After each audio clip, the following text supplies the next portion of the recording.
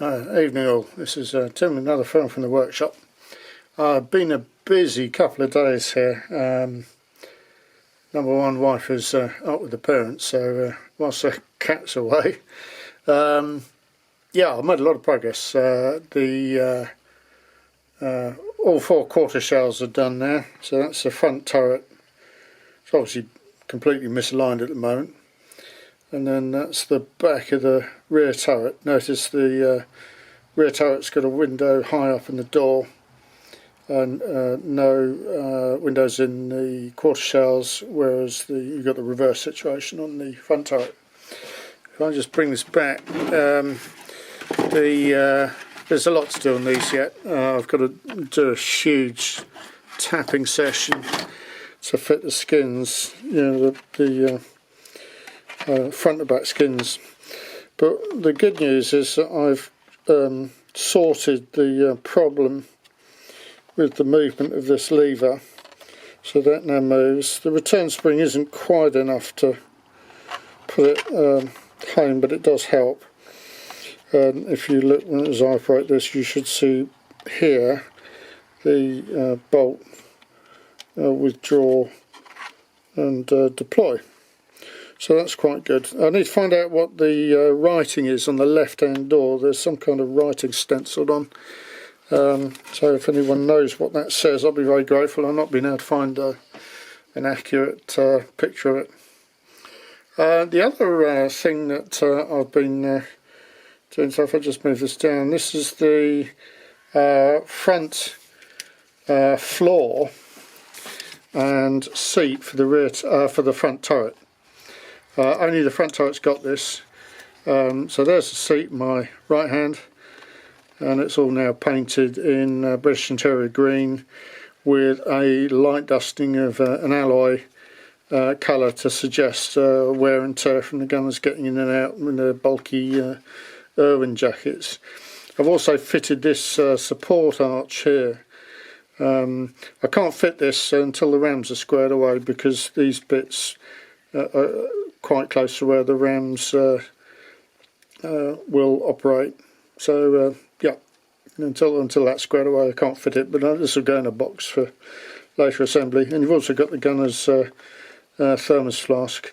Unfortunately it's slightly high relative to the seat, but I think once you're looking down at it from an angle it won't look wrong, and I'll just live with that.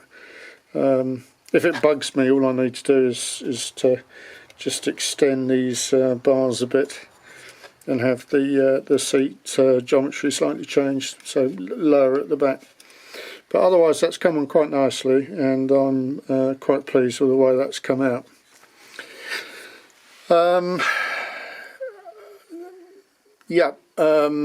Helimad Ken has offered to do the tubs in which the gunner's feet sit. They're completely different on front and rear turrets, but I'm much obliged to him for his help in this regard, as it would have been simply insanely expensive to print commercially.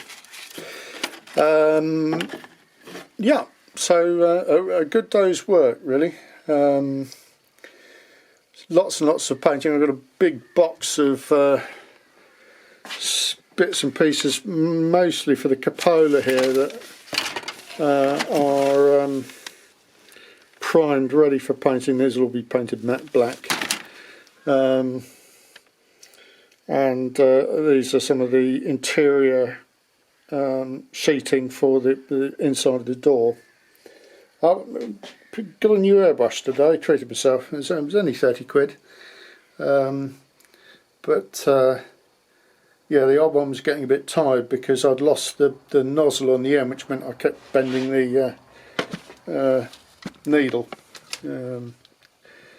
Fire extinguishers I'm going to have another go at.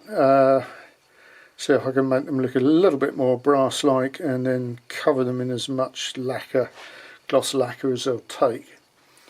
Things moving on quite nicely, and next week I'm hoping the final parts for the front turret. If you remember the slots through which the guns protrude, there's a big problem with those because they are deformed and in most cases broken. So that design has been remedied. Made it all thicker where I can, and hopefully those prints will come out right. So yeah, Copola's steaming ahead. Still to do the rams. I'm going to take some advice on that now, because frankly I'm running out of speed and ideas on that. I need to consult someone who's more knowledgeable about servos, as my own homemade servo hasn't cut the mustard. What else? No work on the main turrets. I've still got the wiring to do there, but as I say, the Copolas are coming along nicely. If I bring this door around, you can see the back of it. This will all be repainted black as well, by the way. But when I operate the lever, you can see, there we go, you can see the pin coming up and down, and that moves the arm. And if you look very carefully here, this is the one for the front turret, so there's actually no interior latch, but what I've done is I've just made a couple of register marks in white paint so that Gunnar could look around and see that the bolt was fully home. Well, I'd have to have eyes in the back of his head, but there you go. So that operates like that.